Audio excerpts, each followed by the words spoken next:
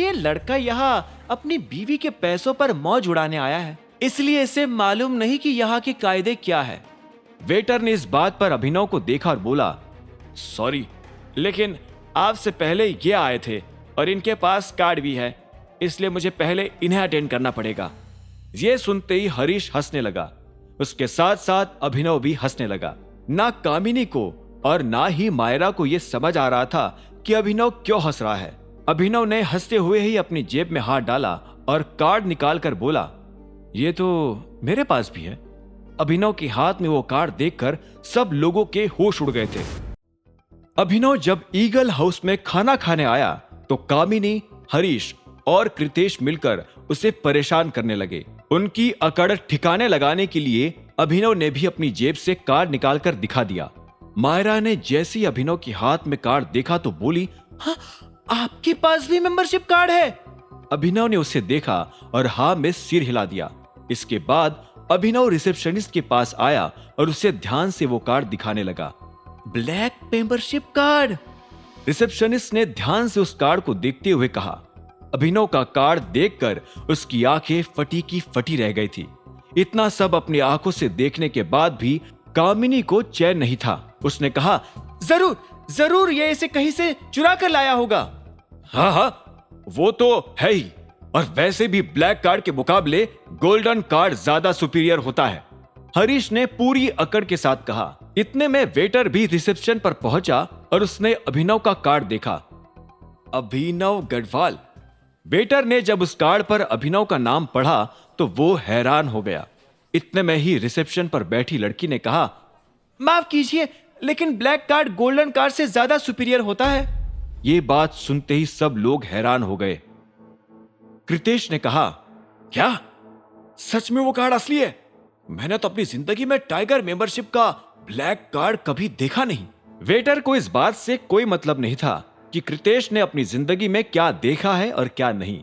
उसने कृतेश को पूरी तरह से इग्नोर किया और अभिनव की तरफ मुस्कुराते हुए बढ़ने लगा।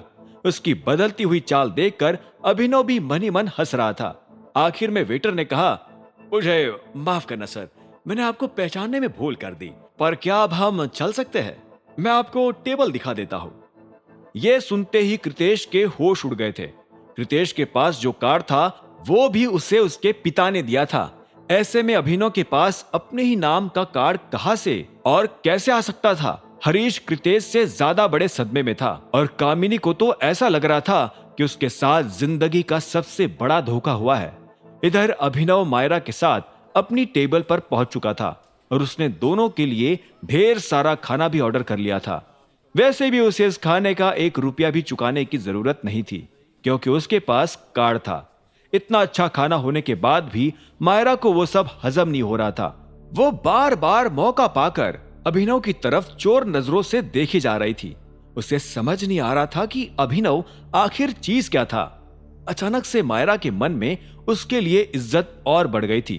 तभी अभिनव का फोन बज उठा। फोन की दूसरी तरफ मोंटी था। अभिनव ने स्क्रीन पर मोंटी का नाम पढ़कर फोन इग्नोर कर दिया। कुछ देर बाद दोबारा फोन बजा। इस बार अलाइना का फोन था। जब अभिनव ने अलाइना का फोन भी नहीं उठाया तो मायरा से रहा नहीं गया और उसने अभिनव से पूछ ही लिया, क्या बात है सर, सब ठीक है? अभिनव ने मुस्कुराते हुए कहा, हाँ सब ठीक है, मुझे एक्चुअली वॉशरूम जाना है, मैं बस यूं गया और यूं आया। अभिनव ने कहा और अपना फोन उठाकर तुरंत वॉशरूम में चला गया। वॉशरूम जाते हुए भी उसका फोन बजे जा रहा था। इस बार अभिनव ने फोन उठाने में 1 सेकंड की भी देर नहीं की और बोला, हाँ नंदिता। अभिनव, तुम मेरा फोन क्यों नहीं उठा रहे हो? उधर से अलाइना यानी नंदिता ने शिकायती लहजे में कहा। अभिनव ने एक गहरी सांस ली और बोला, ओह सॉरी यार, लेकिन तुमसे मिलने के बाद मैं बहुत सारी चीजों में उलझा हुआ था, इसलिए तुम्हें फोन नहीं कर पाया।